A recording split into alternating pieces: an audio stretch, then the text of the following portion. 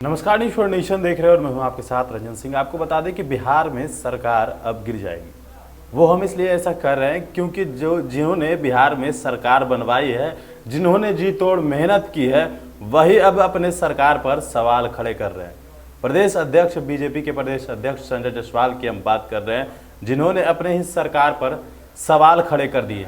जिस तरह से लगातार संक्रमण तेजी से फैल रहा है और साथ ही साथ तमाम अस्पतालों में बेड और ऑक्सीजन की कमी हो रही है, इस पर संजय जायसवाल ने सवाल खड़े किए।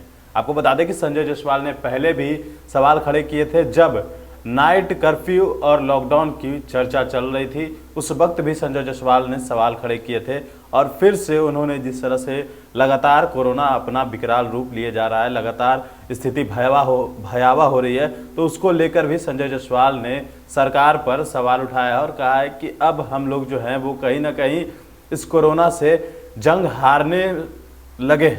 बिहार में जेडीयू की सरकार बनवाने वाली बीजेपी के प्रदेश अध्यक्ष संजय जायसवाल भी अब लाचार हो गए हैं। भले केंद्र और राज्य सरकार कोरोना से इस जंग में अपने आप पीठ थपथपा रही है, लेकिन सत्तारूढ़ दल के प्रदेश अध्यक्ष के सोशल मीडिया पोस्ट उनकी लाचारगी को दिखा रहे हैं। वे साफ शब्दों में कह रहे हैं कि कोरोना से लड़ने की सुविधाएं खत्म हो रही है, हम अब भी नहीं चेते तो सब संसाधन खत्म हो जाएंगे।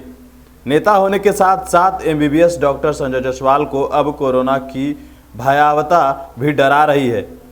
यह और बात है कि बिहार बीजेपी के नेता भी हाल तक बंगाल चुनाव में बड़ी रैलियां कर रहे थे। इस बिंदु पर संजय जायसवाल खुद भी घिरे रहे हैं। जायसवाल ने सोशल मीडिया पर लिखा कि पिछले कुछ दिनों में अपनों और बहुत सारे अपनों के अपनों को खो चुका हूं। खासकर दिल्ली में चाहकर भी बिहार के लोगों की मदद नहीं कर पा रहा हूं। स्थिति यह है कि जो मेरे करीबी डॉक्टर मित्र हैं, उन्होंने फ़ोन उठाना बंद कर दिया है क्योंकि वह बेचारे चाहकर भी कुछ नहीं कर पा रहे हैं। अभी तक चंपारण में हम लोगों ने बेड और ऑक्सीजन की पूरी व्यवस्था कर रखी है, पर अब वहां भी सुविधाएं खत्म हो रही है। बेतिया में 90 बेड और बढ़ाने का प्रयास हम लोग कर रहे हैं और सफल भी हो जाएंगे।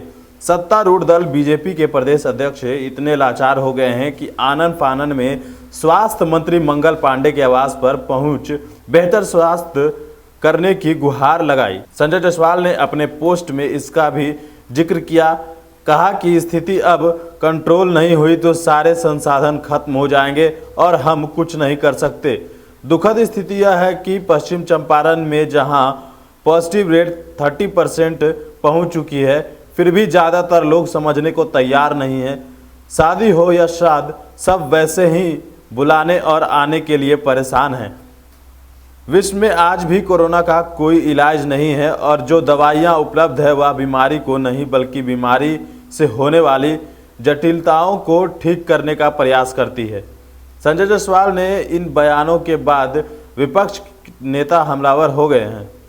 आरजेडी के प्रदेश प्रवक्ता मृत्युंजय तिवारी ने कहा है कि उनका यह ज्ञान कहाँ था जब बीजेपी ने बंगाल चुनाव में कोरोना गाइडलाइन की धज्जियां उड़ाई थी। संजय जायसवाल तो डॉक्टर भी हैं, उनको इसकी भयावहता का अंदाजा होना चाहिए था। चुनाव प्रचार करते हुए कोरोना दिखाई नहीं दे रहा था। अब जब स्थिति खराब हो रही है तो मजबूरी में रोना रो रहे हैं।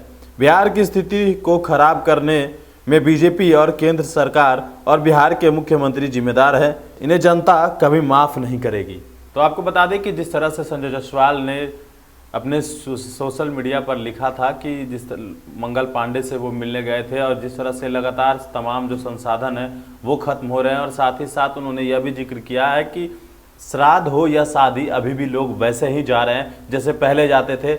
लोग ये समझने को तैयार नहीं है। और साथ ही साथ जिस तरह से लगातार संजय जायसवाल की बात कर ले तो उन्होंने पहले भी सवाल खड़े किए थे कि जब लॉकडाउन की बात हो रही थी और जिस वक्त नाइट कर्फ्यू लगा था, उस वक्त संजय जायसवाल ने सवाल खड़े किए थे कि नाइट कर्फ्यू से कुछ नहीं होने जा रहा है, लॉकडाउन लगना चाहिए। और अब जिस तरह से उन्होंने सोशल मीडिया पे पोस्ट किया है तो अब कहीं ना कहीं वह यह चेता रहे हैं कि बिहार की स्थिति बिल्कुल भी ठीक नहीं है। अगर लोग नहीं चेतते हैं तो उनको बचाने के हमारे पास कोई संसाधन नहीं है। और भी अपडेट्स देंगे बड़े न्यूज़ फॉर नेशन के साथ। नमस्कार।